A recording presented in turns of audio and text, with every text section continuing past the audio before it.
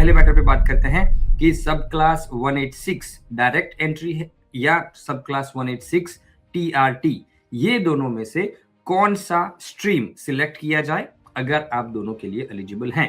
पहले तो eligibility check कर लेते हैं कि क्या क्या एलिजिबिलिटी है। कि अगर आप 186 डायरेक्ट एंट्री अप्लाई करने जा रहे हैं तब आपके पास 3 साल का फुल टाइम वर्क एक्सपीरियंस चाहिए, पोस्ट क्वालिफिकेशन 6 ईच चाहिए और स्किल असेसमेंट चाहिए, और आपका स्पॉन्सर तो है ही। सो नाउ जो 482 होल्ड कर रहे हैं उन कैंडिडेट्स में काफी दफा ऐसा हो जाता है कि जितने कैंडिडेट्स हैं वो सारे कैंडिडेट्स एलिजिबल हो जाते हैं for something called direct entry. 186 TRT नहीं, 186 डायरेक्ट एंट्री के लिए वो जब अपने टीआरटी में एलिजिबल होते हैं उससे पहले 186 डायरेक्ट एंट्री के लिए एलिजिबल हो जाते हैं। समझाता हूं मैं आपको स्टेप बाय स्टेप। जब आप 482 वीजा अप्लाई करते हैं तो अभी 482 वीजा का रिक्वायरमेंट क्या है, आपके पास 1 ईयर का एक्सपीरियंस होना चाहिए।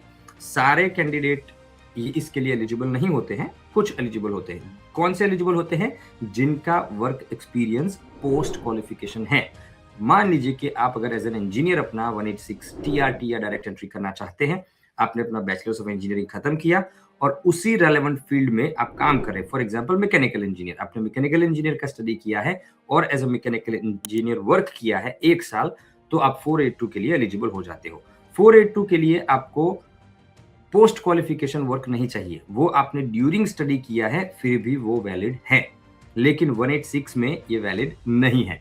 तो अगर आपने अपने फील्ड में ऑलरेडी 1 साल का एक्सपीरियंस ले लिया है पोस्ट क्वालिफिकेशन और अपना आप 482 अप्लाई करते हैं, तो 482 का अभी प्रोसेसिंग टाइम, जिसको बोलते हैं प्रोसेसिंग टाइम, अभी काफी ज्यादा हो चुका है ना। It's more than I would say that more than 1 year now, 1 साल से ज्यादा हो चुका है नॉन प्रायोरिटी ऑक्यूपेशन में। तो अगर आपके पास 1 साल का एक्सपीरियंस था और आपने अपना 482 अप्लाई किया और अगर वो 482 ग्रांट होने में 1 और साल लग जाता है, मतलब कि आप अपना पोस्ट क्वालिफिकेशन 2 साल का वर्क एक्सपीरियंस ऑलरेडी पूरा कर चुके हैं जब आपका 482 ग्रांट हुआ है तब। नाउ 482 ग्रांट होने के बाद जब आपका तीसरा साल कंप्लीट हो जाता है, अभी 482 का दूसरा साल बाकी है, कंप्लीट नहीं हुआ है, सिर्फ आफ्टर 482 ग्रांट आपका 1 ही साल हुआ है। लेकिन अगर आप टोटल वर्क एक्सपीरियंस काउंट करें आपका post qualification bachelors of mechanical के बाद, तो आपका 3 साल फुल टाइम हो चुका है। इन दैट केस आप 186 डायरेक्ट एंट्री के लिए एलिजिबल हो जाते हैं, लेकिन 186 टीआरटी के लिए, बिकॉज टीआरटी के लिए क्या चाहिए, आपको 482 पे 2 साल काम करना है, वो भी आपका खत्म नहीं हुआ है। 482 पे आपका अभी 1 ही साल हुआ है। लेकिन अगर टोटल एक्सपीरियंस देखें कि 482 में आपने पहले 482 का रिक्वायरमेंट मीट करने के लिए जो शो किया था वो, प्लस जो 482 जब आपने लॉन्च किया और उसके ब्रिजिंग वीजा पे जो एक्सपीरियंस लिया, वो एक्सपीरियंस, वो सारा एक्सपीरियंस आपका काउंट हो सकता है।